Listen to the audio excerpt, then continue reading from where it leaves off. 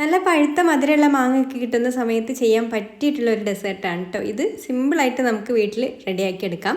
അപ്പോൾ ആദ്യം തന്നെ ഞാൻ എന്താ കറുത്ത കസ്കസ് ഒരു ബൗളിലേക്ക് ഇട്ട് കൊടുക്കുന്നുണ്ട്. ഒരു 2.5 ടീസ്പൂണോളം എടുത്തിട്ടുണ്ട്. അതിലേക്ക് ആവശ്യത്തിന് വെള്ളം ഒഴിച്ച് കൊടുത്തിട്ട് ഒന്ന് മിക്സ് ചെയ്ത് കൊടുത്തതിന് ശേഷം കുതിരാൻ വേണ്ടിയിട്ട് ഒന്ന് മാറ്റി വെക്കാം.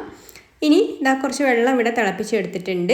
അതിലേക്ക് ഒരു 1/3 കപ്പ് സേമിയാണ് കേട്ടോ എടുത്തിട്ടുള്ളത്. ആ ഒരു വറുത്ത സേമിയാണ് ഇപ്പോൾ ഞാൻ എടുത്തിട്ടുള്ളത്. നിങ്ങൾക്ക് വറുക്കാത്തതായാലും കുഴപ്പമൊന്നുമില്ല. അത് ഇട്ട് കൊടുത്തിട്ട് ഒന്ന് നന്നായിട്ട് വേവിച്ചെടുക്കണം.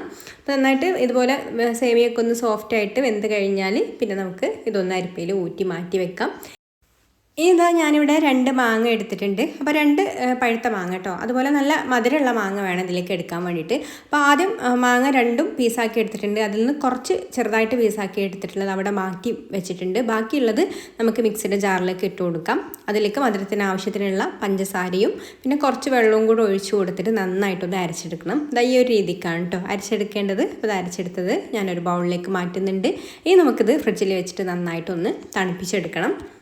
എല്ലാ ചേരുവകളും തണുപ്പിച്ചെടുക്കുക കേട്ടോ. നമ്മൾ നേരത്തെ ഊറ്റി മാറ്റി വെച്ചിട്ടുള്ള ഒരു സേമിയയും തണുപ്പിച്ചെടുക്കണം.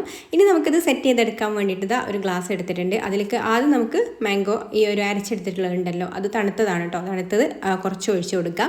അതിൻ്റെ മുകളിലായിട്ട് നമ്മൾ വേവിച്ചെടുത്തിട്ടുള്ള ഒരു സേമിയ ഇട്ട് കൊടുക്കുന്നുണ്ട്.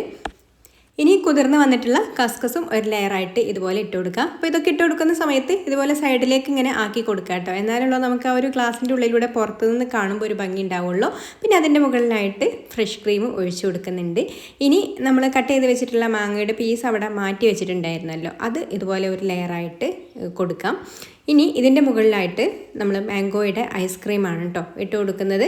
വീണ്ടും നമുക്ക് ഇതിൻ്റെ മുകളിലായിട്ട് ആ ഒരു സേമിയ ഇട്ട് കൊടുക്കാം. പിന്നെ അതിൻ്റെ മുകളിൽ നമ്മുടെ മാംഗോയുടെ ഒരു പൾപ്പുണ്ടല്ലോ അതും അതുപോലെ കുതിർത്തെടുത്തിട്ടുള്ള കസ്കസും പിന്നെ ഫ്രഷ് ക്രീമും എല്ലാം ഒഴിച്ചു കൊടുത്തതിന് ശേഷം നമുക്കിതിൻ്റെ ഏറ്റവും ടോപ്പിലായിട്ട് 2 സ്കൂപ്പ് മാംഗോ ഐസ്ക്രീം ഒഴിച്ചു കൊടുക്കാം.